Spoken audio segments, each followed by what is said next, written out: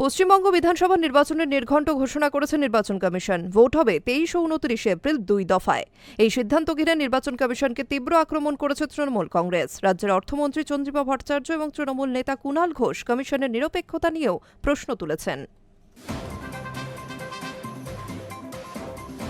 8 থেকে 2 দফা নির্বাচনে দফা কমিয়ে কমিশনই প্রমাণ করে দিল রাজ্যে আইন শৃঙ্খলা পরিস্থিতি ভালো।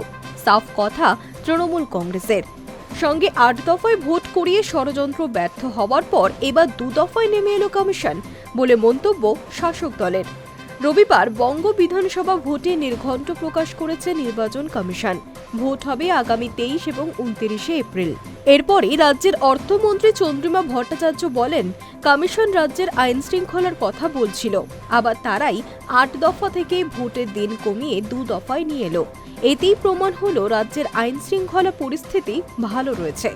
কিন্তু 8 দফায় ভোট করিয়ে যে ষড়যন্ত্র করতে চেয়েছিল বিজেপির সংস্থা নির্বাচন কমিশন, তা ব্যর্থ হয়েছিল। এবারও তা ব্যর্থ হবে। একই সঙ্গে তিনি আরও বলেন, 1 দফার বদলে 2 দফায় ভোট করানোর পিছনেও যদিও কোনো ভাবনা থেকে থাকে, তাও সফল হবে না কমিশনের। অন্যদিকে দলের রাজ্য সাধারণ সম্পাদক কুণাল ঘোষ কমিশনের নিরপেক্ষতা নিয়ে প্রশ্ন তুলেছেন। তার কথায়, কমিশন বলছে নিরপেক্ষতার নির্দেশ দিয়েছে, ওরা নিজেরাই তো বিজেপির দলদাস।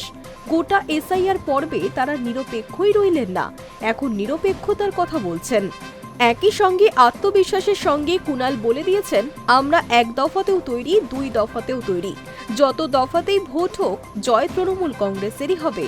আর বিজেপি 21 ভোটে 8 দফায় পেয়েছিল 77, 2 দফায় হবে 27। এই তো ফলাফল। Hi News network.